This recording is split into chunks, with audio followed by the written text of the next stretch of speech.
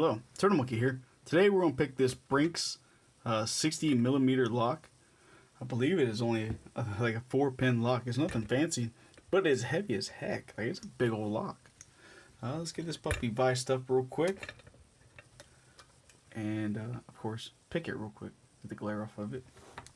I'm going to use top of the keyway and also a small diamond hook. Add a little bit of tension. Now this one, if you add too much tension, it won't set. Kind of pain in the butt that way. But we'll get it quick, hopefully. Oh, there's the third one. Second one.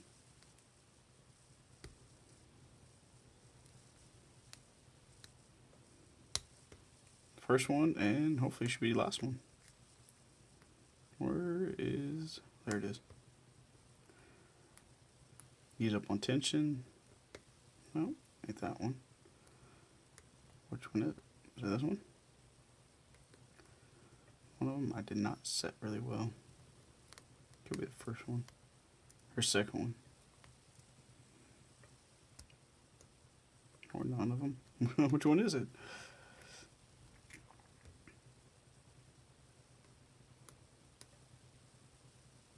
I will reset it and try it again. Light tension from back to front. Sounds like I set a couple of them. There's a problem with using a diamond sometimes. You might hit a couple of them you don't mean to. Which isn't a bad thing. It just happens. Oh, and there we go. We got it. This puppy open up. And there you go. There is the Brinks 60mm lock. Not very secure. Hefty lock though. It's pretty darn heavy. So, thanks for watching. And remember, stay picked.